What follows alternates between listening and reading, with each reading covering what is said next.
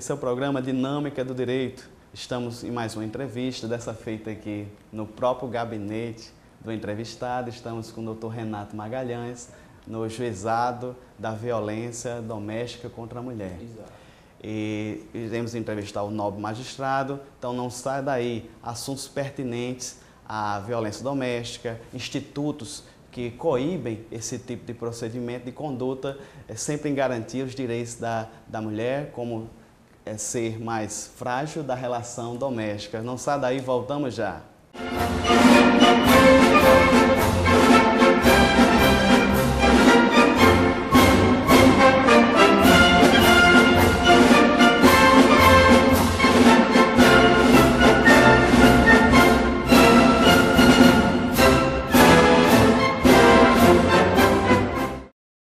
Estamos de volta com o programa Dinâmico do Direito. Esta semana nós saímos das quatro paredes do estúdio. O Dr. Renato Magalhães é um muito ocupado, tem, além do juizado da violência da mulher, tem outras atribuições também. E nós viemos aqui no gabinete dele tratar sobre essa temática, Dr. Renato, que atualmente e infelizmente é muito pertinente. Nós escutamos na mídia frequentemente o desrespeito à liberdade, à integridade física das mulheres, mas nós temos institutos. Apesar das situações, da cultura de opressão no nosso país, alguns falam até cultura do estupro, cultura de violência, desrespeito às mulheres, mas, doutor Renato, nós tivemos grandes avanços. E um deles foi, o senhor vai poder falar melhor sobre a questão da Lei Maria da Penha, né? Mas, antes de tudo, vamos conhecer um pouquinho. O doutor Renato se formou no Ceará. Exato, formei na... Bom, boa tarde ao telespectador, certo? É um prazer estar aqui nesse programa e é um prazer enorme recebê-los aqui no gabinete, né?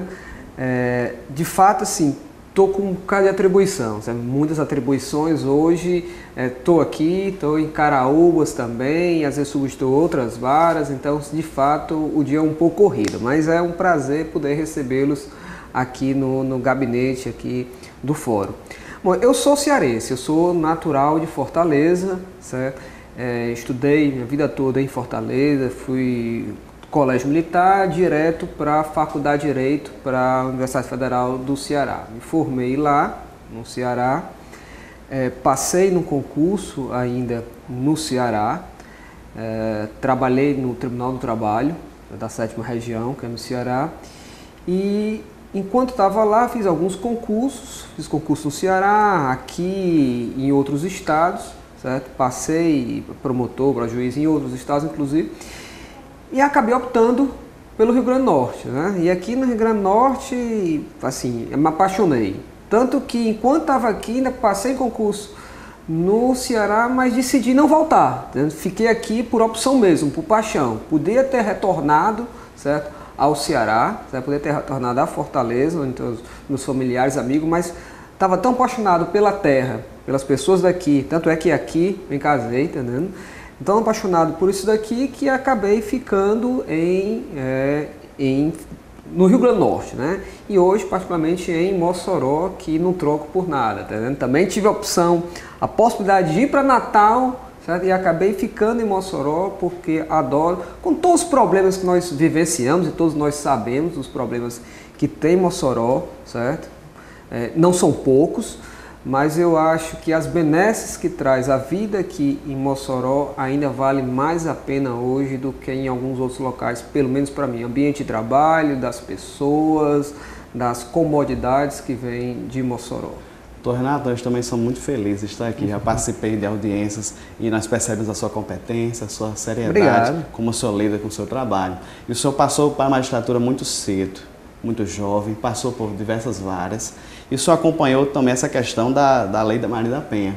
Foi necessário uma vítima, né, dentre centenas de milhares que acontece todos os anos, mas foi necessário essa mulher, no caso, a omissão do Estado perante ela, para ter uma mobilização, para ser feita, no caso, sensibilizar nossos legisladores para ter a Lei Maria da Penha. O senhor acompanhou tudo isso? O senhor já era magistrado? na Já época? já era magistrado. É até interessante você tocar nesse tema, porque algumas pessoas não conhecem, ou poucas pessoas conhecem o histórico da Lei Maria da Penha, de onde ela surge, quem é Maria da Penha, né?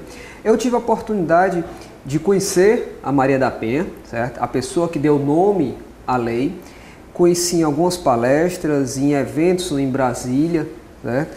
E também, inclusive aqui no estado, num evento que nós fizemos, que foi feito em Caraúbas, certo? Me convidaram para ir lá, e um aqui numa universidade particular, aqui também em Mossoró, e ela esteve presente, saímos para jantar, e uma figura ímpar.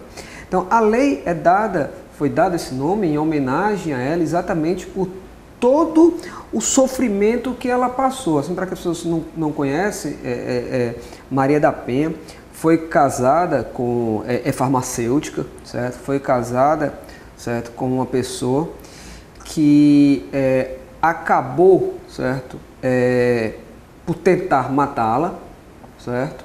Tentou matar por 2 vezes. Foi quando foi descoberto.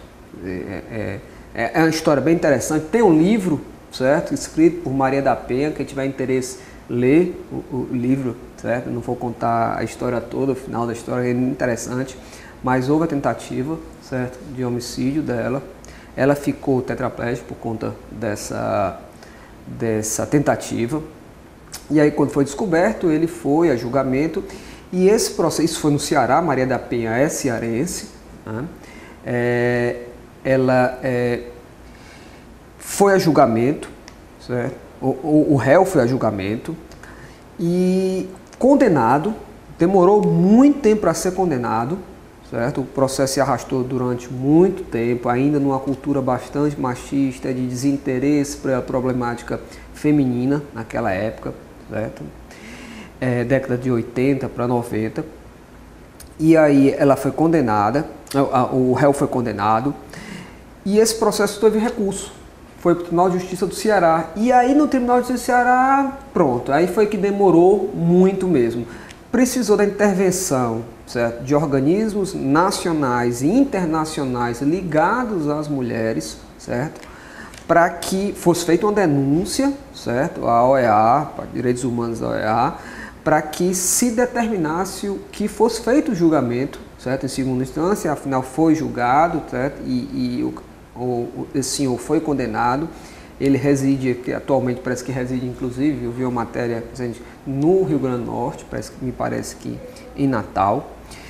E além do julgamento, de ter acabado forçando esse julgamento, o que aconteceu foi não determinação, mas uma recomendação desse organismo internacional para que o Brasil adotasse medidas de proteção à mulher, certo? Particularmente a criação de uma legislação que não havia de proteção à mulher, como já havia em outros países, Portugal, Espanha, Itália, Estados Unidos, já havia uma legislação de proteção, uma legislação condensada, uma lei específica. Havia artigos espaços em determinadas leis que protegiam a mulher, a própria Constituição já trazia uma série de proteções às mulheres, mas não havia uma lei específica de proteção à mulher, certo?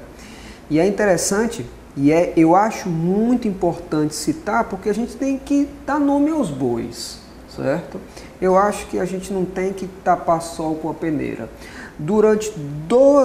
Houve 2 tentativas desse órgão, certo, de se encaminhar ao governo Fernando Henrique Cardoso, certo, para que fosse criada a lei, certo, e não foi criada, não houve interesse político à época. E aí veio o novo governo, veio o governo Lula, certo, e aí junto com os movimentos de mulheres, os movimentos sociais, certo, e assim que houve a oportunidade, certo, se formou-se uma comissão, certo, de ONG, de movimento de mulheres, de parlamentares também, para a criação da lei. Então houve um projeto de lei e findou-se na lei Maria da Penha, uma justa homenagem a Maria da Penha, porque houve vontade política de proteção às mulheres. Então assim, é interessante se diga para a gente saber como é que anda o nosso país, como é que as coisas são fomentadas. E foi uma iniciativa maravilhosa, né? Hoje a gente está, certo, na questão de legislação igual ou melhor diria, igual ou melhor mesmo do que muitos países europeus, certo? Eu tive a oportunidade de estudar fora, certo? Inclusive vendo legislações comparadas à Lei Maria da Penha, e a gente tem avançado bastante. Claro que falta, e a gente vai conversar sobre isso, mecanismos de fiscalização, de cumprimento, celeridade, o próprio judiciário, às vezes, não está à altura da lei, entendendo? Existe uma série de políticas que podem ser feitas ainda para implementar melhor a lei, mas parte da legislação a gente tem uma lei bem interessante, que claro, como tudo pode ser melhorado sempre pode ser melhorado, algumas coisas corrigidas, melhoradas, mas a lei é bastante interessante. Muito bem, então Renato, foi um marco, como o senhor mesmo falou, de proteção, visando a garantia dos direitos à integridade das mulheres.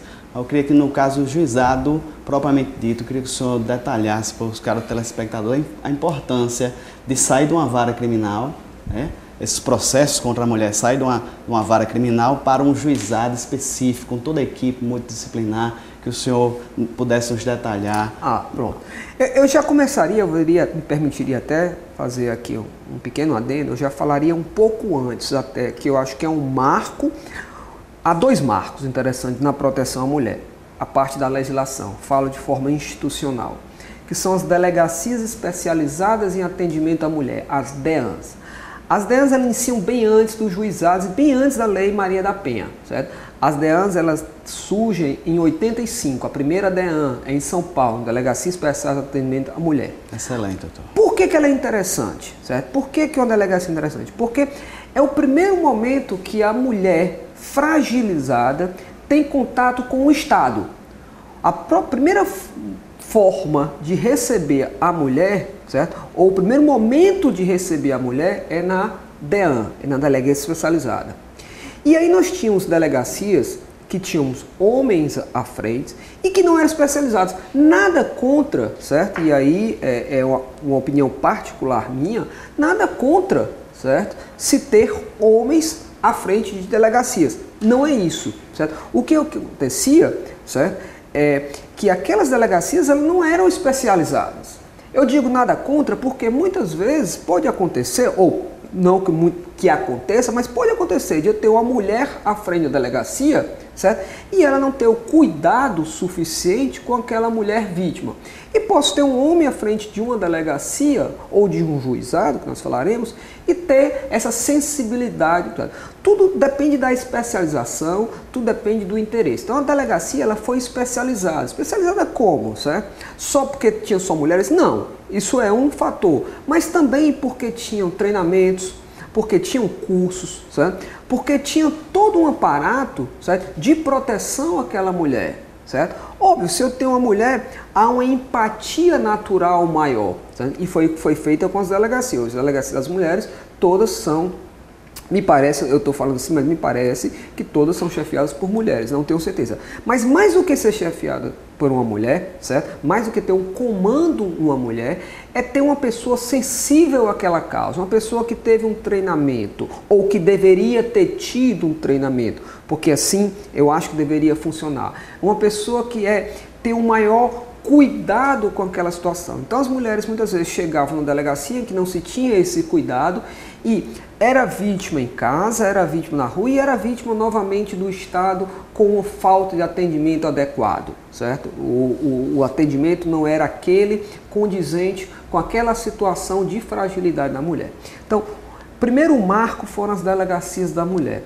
Mas faltava algo mais, faltava o judiciário também se especializar, certo? E isso veio com a Lei Maria da Penha, que previu a criação dos juizados especiais de violência doméstica e familiar contra a mulher. Esses juizados são os juizados do qual eu estou à frente, né, aqui em Mossoró, são juizados que têm, e aí, diferente das delegacias, tem homens e mulheres à frente do juizado, juízes e juízas, né, competentes da mesma forma à frente, tá? Mas com sensibilidade para tratar aquela mulher, aqueles casos que são encaminhados da delegacia para a gente. Tá, né? Doutor Renato, ótimas explicações a respeito do juizado, mas nós temos que chamar um rápido intervalo. Caro telespectador, não saia daí, permaneça na TV AD Mossoró, canal 38, no programa Dinâmico Direito, e vamos mais uma vez tratar com o Dr. Renato Magalhães. Não saia daí, voltamos já.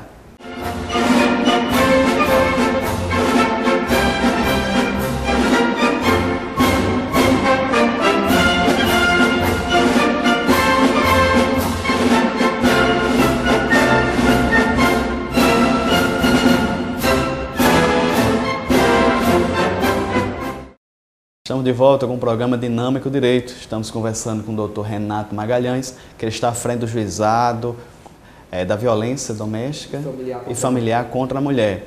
Dr. Renato, o senhor falou um pouco a respeito sobre a Lei Maria da Penha, os avanços, os marcos da nossa legislação em proteção e garantia da mulher, mas até chegar aqui, doutor, agora eu quero um pouquinho da sua história. Como é que o senhor chegou nos juizados especiais, no caso aqui, juizado da violência contra a mulher? Eu sei que no caso do magistrado, ele progride por mérito e antiguidade. O senhor já era juiz desde 95. Exato. Aí como é que o senhor chegou até aqui? Foi o seu próprio impulso? O senhor mesmo quis? Essa história é bem interessante, né? Poucas pessoas conhecem e viram a luta que foi para implementar e até serve como histórico da implementação do juizado aqui em Mossoró. Bom, com a lei, certo? Com a Lei Maria da Penha, certo? 2006, havia a previsão da criação de juizados, certo? Nas comarcas, né? Então, cada comarca ia ter um juizado da violência, um juizado especializado no tratamento da violência contra a mulher. Certo?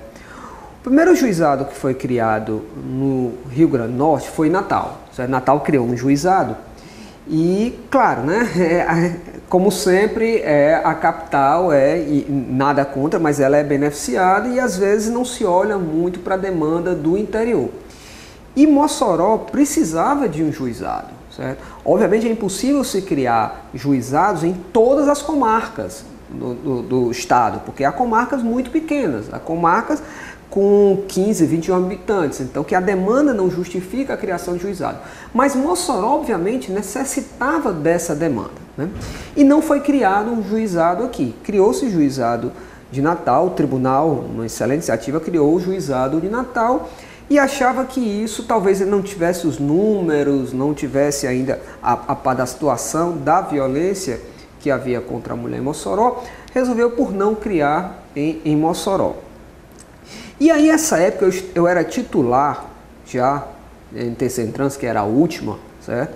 Aqui em Mossoró, da vara de tráfico de drogas, certo? Era uma vara, certo? Que tinha competência apenas exclusivamente em tráfico de drogas. E o que o tribunal fez foi o seguinte: para aqueles processos que envolvessem violência contra a mulher, certo? A competência ficaria com essa vara do tráfico de drogas. Então essa minha vara, que inicialmente era só do tráfico de drogas, competência, ficou competência para tráfico de drogas e violência contra a mulher, certo? Não era uma vara especializada, obviamente. A gente tratava em audiências alguns réus com relação ao tráfico de drogas e outros réus que eram agressores de mulheres. Assim, não havia uma especialização como a lei previa, né? E a partir daí foram inúmeras, foi com o primeiro contato que eu estava na vara de tráfico de drogas, né? E veio de paraquedas essa competência, foi me dada de paraquedas. Foi um momento que eu não pedi, não solicitei a violência contra a mulher, até porque não conhecia, era algo muito novo, era algo de 2006, então era algo que estava começando aquilo ali. Então, pouca gente tinha, a gente pegava os casos interiores, mas não havia, essa especialização não havia sequer a lei, né? Não havia a aplicação da lei, porque não havia a lei, né? Então, eu comecei a tratar dos casos e me apaixonei. Me apaixonei pela questão da violência contra a mulher, comecei a estudar, comecei a escrever, certo? Comecei a dar palestras sobre a questão da violência contra a mulher, certo? Comecei a me interessar bastante por aqui. E aí fiz inúmeras incursões junto ao tribunal, mostrando a necessidade, certo, da criação de uma vara especializada aqui para tratar a questão da violência contra a mulher, e mostrei com números que havia uma demanda para a criação dessa vara. Havia uma demanda muito grande que superava inclusive a vara de tráfico, certo? E aí, depois de inúmeras viagens, o presidente ficou sensibilizado com a questão, certo? Uma iniciativa bastante interessante, e criou a vara em Mossoró e também juntamente criou em Parnamirim, que era um pleito que se tinha também de criar a vara em Parnamirim. Então criou-se uma vara em Parnamirim, outra aqui em Mossoró e em Natal. Natal hoje são 2, aumentaram, né? Já já a gente vai ter que pedir 2 para cá pela demanda, que você já sabe, os números são bem grandes, né? Então, ficou essa vara da violência doméstica e uma vara do tráfico. E eu podia optar, certo? Como houve um desmembramento da vara, certo? O juiz, pela nossa lei de organização judiciária, pode optar por qual das varas. E eu não tive a menor dúvida que optei pela violência doméstica, porque já havia me apaixonado pela causa, tá vendo? Doutor Renato, a Lei 11.340 de 2006, que é a Lei Maria da Penha, no artigo 5º fala que ação, omissão baseada no gênero, resultado morte, lesão, sofrimento, né, mesmo que psicológico, dano moral, patrimonial. É muito amplo, doutor. É muito amplo, é muito amplo. Como é que filtra essa questão da competência? É toda conduta ou é só no âmbito familiar? Eu quero que o senhor me ajude. Esse é um problema grande ainda, um problema jurídico, certo? Não tem a ver com as mulheres, não tem a ver com os agressores, não tem a ver com a comunidade em si, senão mais com a comunidade jurídica. Que, do meu ponto de vista, eu tenho escrito bastante sobre isso, certo? Já tem várias coisas publicadas, para as pessoas tiverem interesse, certo? É que a delimitação do âmbito de aplicação da lei da violência doméstica ainda não, no meu ponto de vista, no meu humilde ponto de vista, ainda não está devidamente equacionado dentro do direito. Eu digo isso porque a Lei Maria da Penha, certo? A Lei 11.340, ela vem para proteger a mulher vítima de violência de gênero, que é algo muito específico. Essa violência de gênero pode ser uma violência patrimonial, pode ser sexual, certo? Pode ser física, pode ser psicológica, pode ser moral, tudo isso, que ocorre em 3 situações, que aí eu complementando, 3 situações. No ambiente doméstico, certo? Pode ser numa relação íntima de afeto, certo? Ou no ambiente familiar, ou seja, não precisa ser dentro da casa, mas se for entre familiares, estaria dentro da Lei Maria da Penha, certo? Se for no ambiente doméstico, está dentro da Lei Maria da Penha. E se for numa relação de afeto, certo? Também está na Lei Maria da Penha. Lembrando sempre que a vítima sempre tem que ser mulher. O agressor, ele pode ser um homem ou pode ser uma mulher. Por exemplo, numa relação íntima de afeto de um casal homoafetivo feminino, certo? 2 mulheres, certo? Uma pode ser a agressora e a outra pode ser a vítima. Mas vítima é sempre mulher. Então eu posso ter uma agressora com uma vítima, num casal, numa relação. Eu posso ter, no ambiente doméstico, eu posso ter o pai com relação à filha, o avô com a relação à neta. No ambiente familiar, eu posso ter o tio, que não mora na mesma casa, mas mora numa casa próxima ou mora na mesma cidade. Do tio com relação à sobrinha, certo? Padrasto, enteada. Padrasto, enteada também entra, porque a relação ela é familiar, é de vínculos naturais, tá vendo? Ou não, ou por adoção. Então eu posso ter também vínculos padrasto e enteada, sem problema nenhum, certo? Agora, a grande questão dentro dessa situação toda, essa violência, como eu disse, a violência que pode gerar a morte, o sofrimento físico, sexual, patrimonial, moral, psicológico, tudo isso dentro dessa relação que ocorra dentro de casa ou numa relação familiar ou numa relação de afeto. Então muita gente pensa que a violência doméstica familiar é só do companheiro com a companheira, do marido com a esposa, namorado. Não, certo? É pai com filha, é avô com neta, certo? É filho com avó, filho com mãe, muito acontece aqui, muito, de filho com a mãe, então todos esses é Maria da Penha. Agora, como eu estava dizendo, tem que se fazer um recorte nisso. Qual o recorte? É que tem que ser uma violência de gênero. Todas essas têm que ser violência de gênero e não necessariamente essa violência de gênero. Como é que eu explico isso para a pessoa mais leiga? A violência de gênero é toda aquela violência que é baseada num preconceito contra a mulher, numa prepotência, numa arrogância. Então, essa é a violência de gênero. É, por exemplo, o pai que chega para a filha e que agride a filha e diz assim: você é mulher, você tem que ficar em casa e não pode sair. E por conta disso, Não é que ele não possa proibir a filha de sair pelo pai, a questão da educação. Outra coisa é ele agredir a filha por essa razão. É o marido que chega para a mulher, certo? E acaba batendo na mulher ou ameaçando a mulher porque a mulher estava fora de casa e chegou uma hora fora daquela determinada por ele. Então isso é uma violência de gênero porque está latente aí a prepotência e a arrogância. Outra situação que eu tenho de agressão, certo? Que não é a violência de gênero. Por exemplo, um filho drogado, e acontece muito aqui, um filho drogado que acaba agredindo a mãe, certo? Houve a violência familiar, houve uma violência que é também no ambiente doméstico, certo? Uma violência de um homem contra uma mulher, mas ela não é violência de gênero.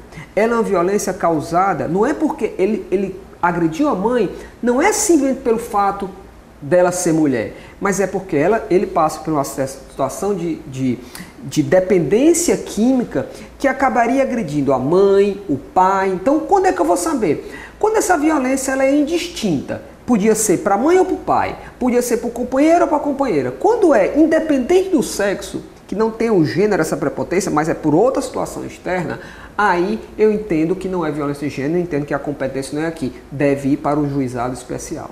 Excelência, diante da competência que o senhor fala, das atribuições do juizado, me responda se eu estiver errado, me corrija. Mas, assim, relacionamento patrão e funcionária, assédio moral, é da competência do juizado? Não, não, é uma violência, não deixa de ser uma violência psicológica, que deve ser tratado, isso é tratado pela DEAN, pela Delegacia da Defesa da Mulher, a mulher vai lá, vítima, só que a DEAN não mandaria para cá, certo? Porque, como eu disse, essa violência psicológica, patrimonial, ela tem que ser ou no ambiente doméstico, não é o caso, numa relação familiar, não é o caso, e numa relação de afeto, a não ser que o patrão fosse companheira da vítima, né? Se ela tivesse... Assédio sexual. Mas o assédio sexual não há uma relação. Sim, entendo. Certo? A relação não é bionívoca, a relação é ele com relação a ela, certo? Não é um namoro, não é um fica, como a geração nova diz, certo? Então não há uma relação de afeto, porque ela não tem afeto pelo patrão. Então nesse caso, como eu repito, não deixa de ser violência, só não é tratado pelo juizado da mulher, é tratado pelo juizado especial ou por uma vara comum. Esse é o Dr. Renato Magalhães, magistrado que assume o juizado da violência contra a mulher aqui na comarca de Mossoró. Vamos chamar um rápido intervalo, voltamos já.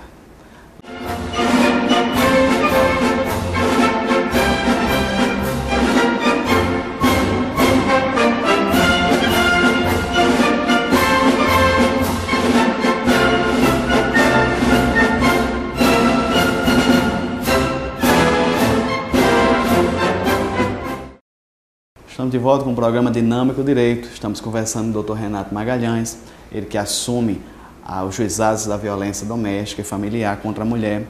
E, doutor Renato, o senhor falou dos juizados, a importância, falou da competência. Vamos retornar em algum momento mais acentuado essa questão da violência moral, psicológica. Mas eu quero que o senhor agora nos ajude com esclarecendo o que é medida protetiva. Nós temos um público de estudantes de direito, mas também temos pessoas leigas, pessoas interessadas no assunto. Eu quero que o senhor me ajude. A violência está no lar, como fazê-la cessar? E a medida protetiva o senhor pode muito bem nos ajudar a esclarecer. Bom, vamos ver se eu consigo, para o público mais leigo, porque um problema de um jurista, alguém do direito, falando sobre direito é sempre complicado, entendeu? Porque as palavras, a linguagem nem sempre é autoexplicativa para a comunidade, mas vamos ver se eu consigo explicar. Bom, a medida de proteção, as medidas protetivas, as medidas de proteção à mulher, certo? Elas são a cereja do bolo da Lei Maria da Penha. É a parte mais sensível, a parte mais procurada, é a parte mais interessada da Lei Maria da Penha, certo? Elas foram criadas pela Lei Maria da Penha, certo? E são medidas Aí, nesse caso, é autoexplicativa a própria expressão. São medidas que protegem a mulher. São uma série de medidas que são buscadas pela mulher, são requeridas pela mulher, solicitadas pela mulher, certo? Na delegacia, quando ela vai lá apresentar a ocorrência, apresentar o fato, então ela solicita aquelas medidas e a delegada manda para a gente da justiça e a gente avalia, defere ou não. Então, como é que são feitas essas medidas? Muitas mulheres apresentam ocorrência de uma agressão, seja uma agressão física, uma agressão moral, uma psicológica, uma patrimonial, certo? Então elas e se sentem naquele momento ameaçadas, assim, amedrontadas, se sentem com medo, certo? Da proximidade, inclusive da proximidade física daquele agressor. Isso porque são familiares, na maioria dos casos, são companheiros ou companheiras, certo?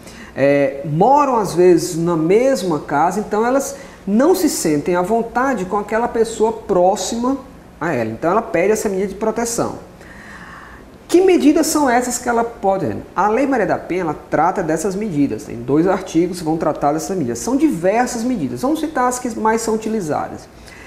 Aproximação, certo? Ela pede para que o agressor, para que o juiz fixe uma distância de qual ele não pode se aproximar dela. Aproximação, certo? O afastamento, certo? Os dois vivem na mesma casa, certo?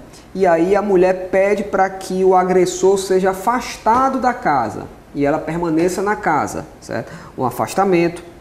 Pode ser uma recondução ao lar. Bom, na briga, ela foi obrigada a sair de casa, porque obviamente ninguém vai ficar na casa depois de ter uma agressão. Então a mulher, não se preocupe, mulheres, porque isso não é abandono, como... Ah, mas abandonou. Não abandonou, ela saiu de casa porque estava sendo agredida, certo? Ela sai de casa, vai para casa de um parente, de uma amiga, mas quer voltar para casa. Então ela pede a recondução dela para casa e obviamente um afastamento do agressor.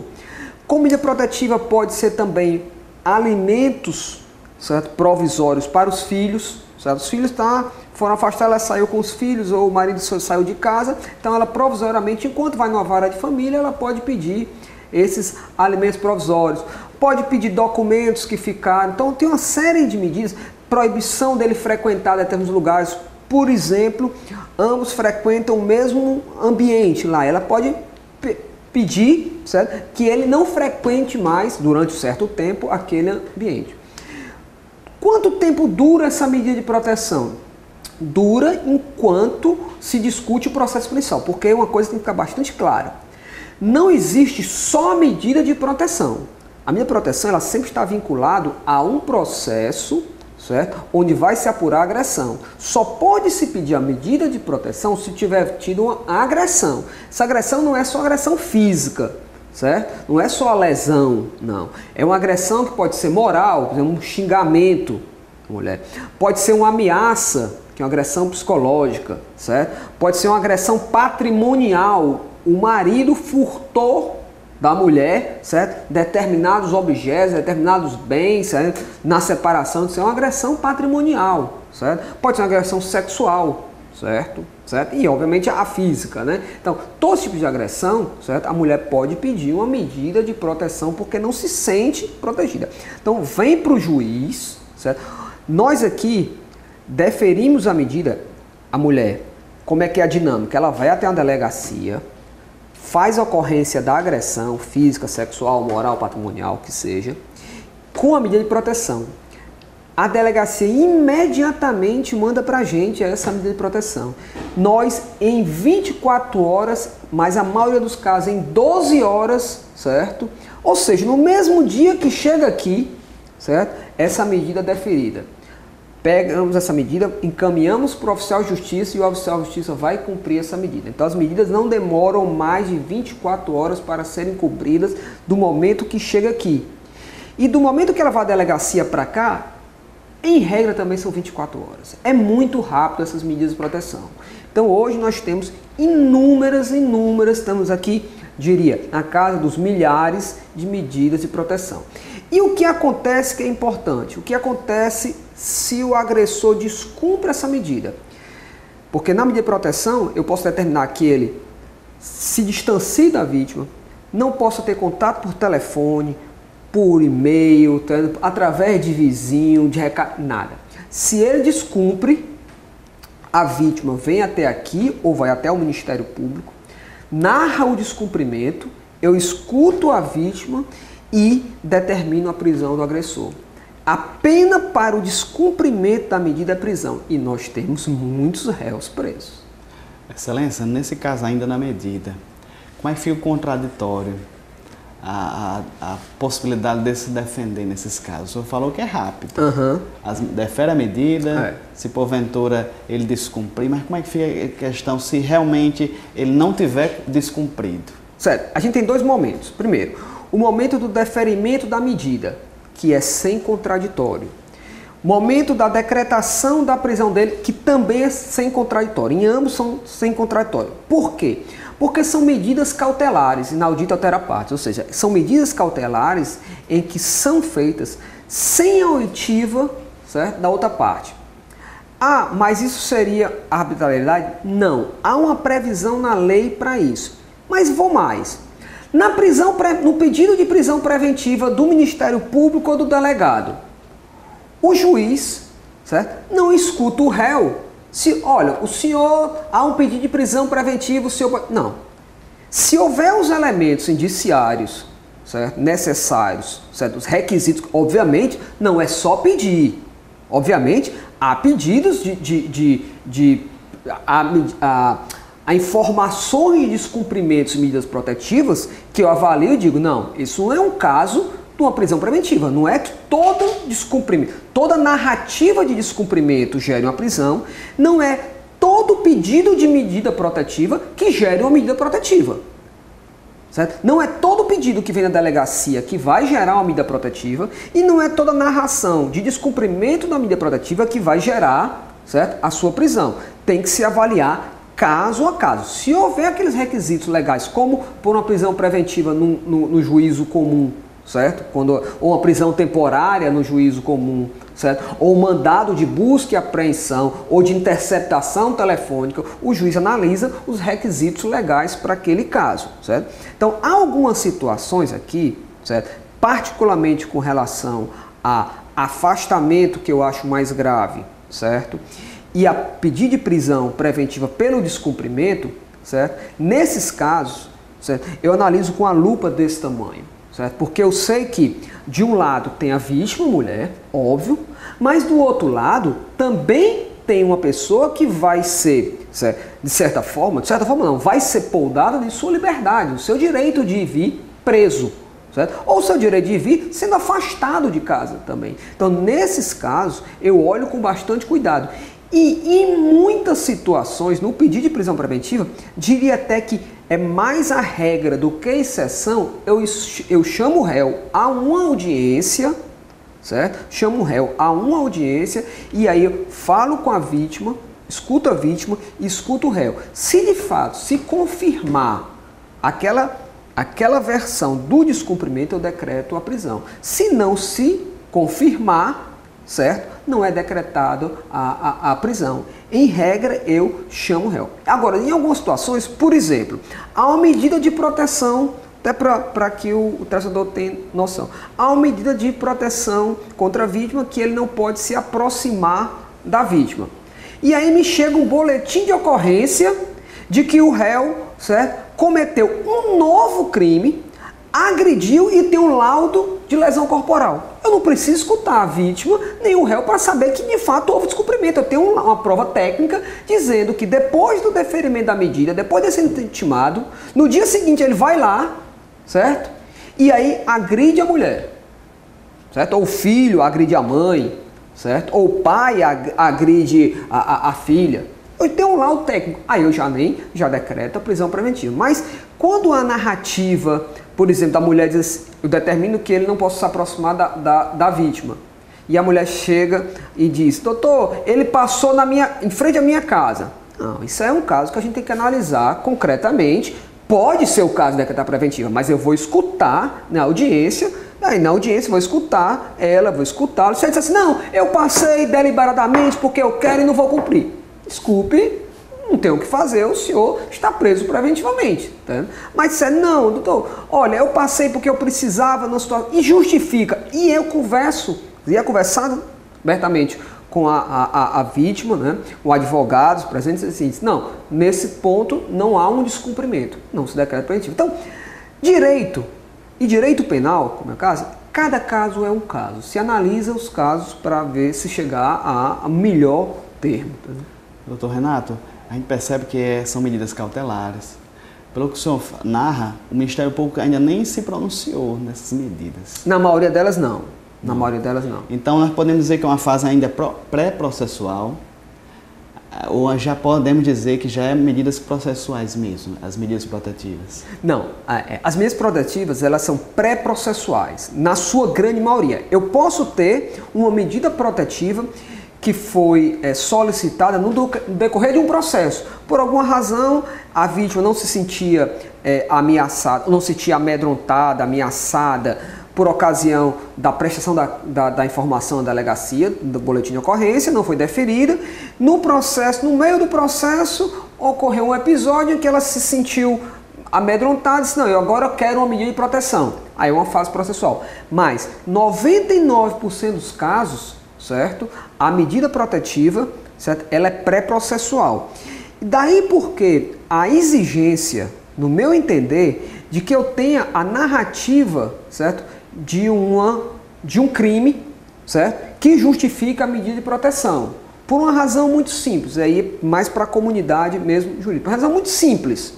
Se eu tiver uma medida protetiva, certo? Sem um processo que se apura, um processo de conhecimento criminal que se apura o fato delituoso, se houver o descumprimento de uma medida de proteção em uma medida que é cautelar e eu decrete a preventiva, ela será uma prisão preventiva, uma prisão processual, que é a prisão preventiva, de que processo criminal? Se eu não tenho um crime. Então eu preciso ter um crime, ou preciso estar pelo menos se apurando um evento criminoso, um crime, certo? Ou uma contravenção, uma infração. Eu preciso estar apurando um evento criminoso para que contravencional ou criminoso, para que se a partir daí eu poder decretar uma prisão preventiva. Esse é Renato Magalhães, magistrado que está à frente do juizado da violência contra a mulher, violência doméstica contra a mulher. E não sai daí, vamos chamar um rápido intervalo, voltamos já.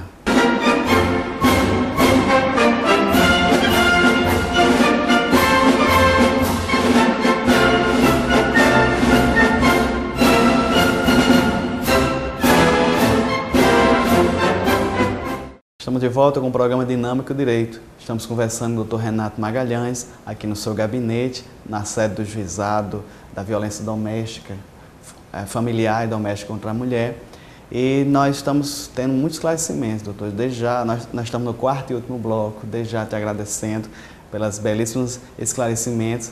Mas, doutor, ainda ficou algumas pontas que a gente tem que amarrar. O senhor falou de medidas protetivas, foi muito bem, acho que fechou o assunto.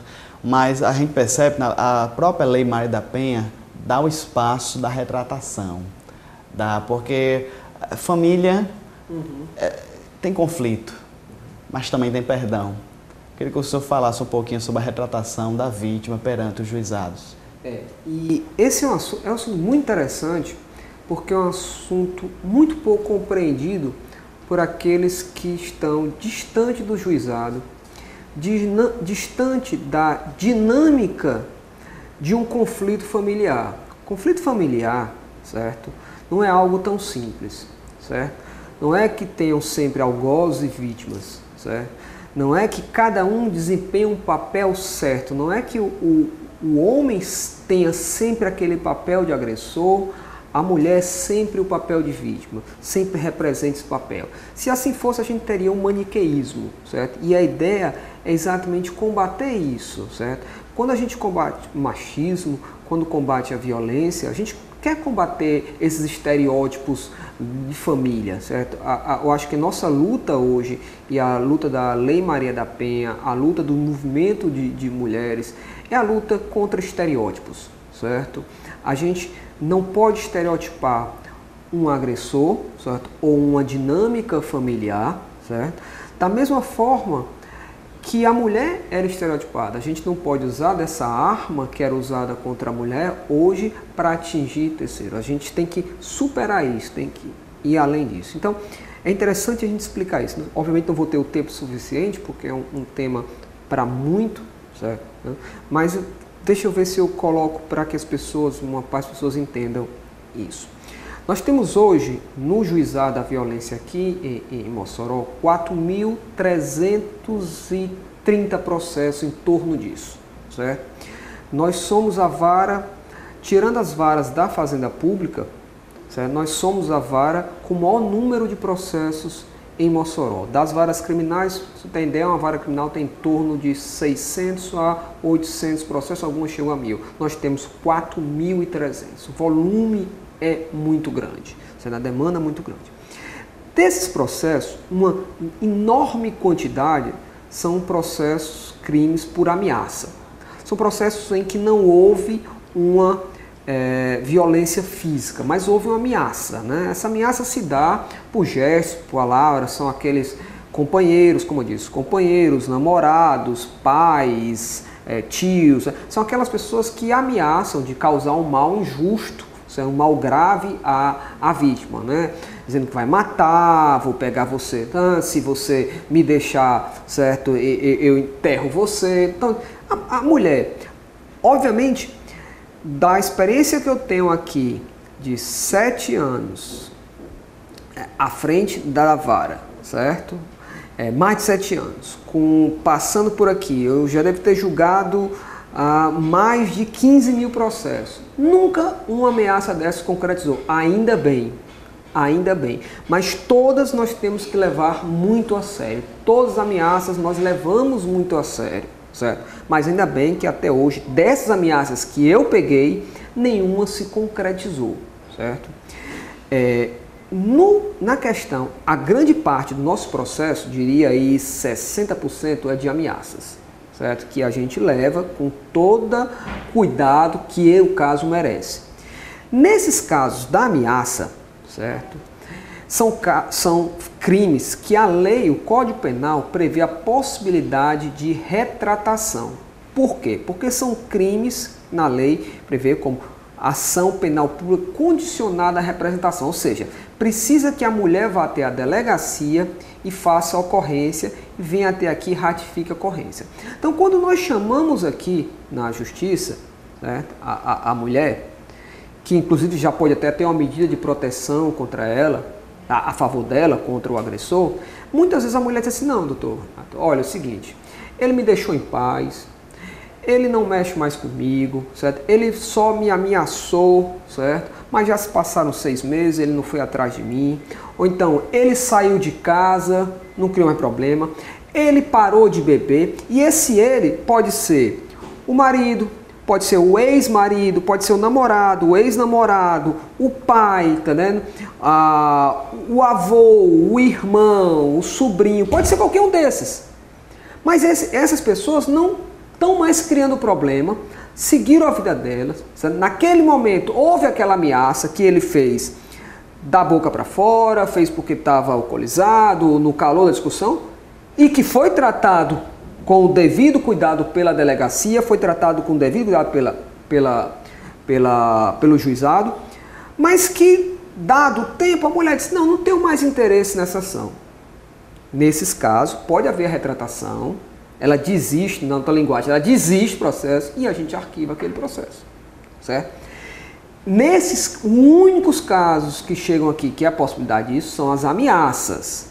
No caso da lesão, tem que ficar bastante claro, no caso da lesão corporal, certo? Ou lesão corporal, estupro, tentativa de homicídio, todos os casos, não, aí não pode ter a desistência. Porque a lei é pública incondicionada, certo? A ação é pública incondicionada. Nesses casos, mesmo que a vítima aqui chegue e diz, olha, eu não quero mais, mesmo que assim diga, não tem o que fazer. O processo vai seguir e a pessoa que cometeu aquilo vai ser responsabilizada. No caso, excelência, chegando até uma sentença condenatória, né? Vai ser avaliado. Podendo ser avaliado a sentença condenatória. Independente dela se retratar, externar o perdão ou não. Independente, ela vai perdoá-lo, fato, certo? Numa lesão corporal, mas isso não significa que aquele processo vai ser extinto. Ele vai seguir independente Já aconteceu o caso, Excelência, da vítima voltar para o agressor, sabendo que ele vai ser condenado e numa situação dessa? Há muitos, não são poucos, são muitos. Vou dizer, como eu disse, é aquela questão da estereotipar ou de você fazer um pré-julgamento, certo? Um julgamento moral, porque uma coisa é julgamento jurídico, outra questão é um julgamento moral daquela relação. Relação muito dinâmica. Houve aquele conflito, o Estado interviu porque assim foi o chamado pela vítima, foi lá, no caso de uma violência física, mas por alguma razão, certo? Alguma razão, aquela mulher resolveu voltar àquele relacionamento e aí eu explico para ela e para eles, olha, independente dos senhores estarem juntos, e tem muitos casos aqui, não é só um não, 2, 3 não, eu tenho dezenas de casos, que estão juntos, certo? Perfeitamente, ele respondendo o processo, certo? Ela, pela vontade dela, obviamente, ele não responderia mais, mas ele tem consciência, a gente deixa muito claro, que ele errou e que ele está pagando, ou irá pagar, ou está respondendo pelo erro que ele cometeu no passado, que agora ainda bem, não mais está tendo problema, ótimo, maravilhoso, certo? Mas isso não significa que aquele erro do passado não vai ser diferente da ameaça não.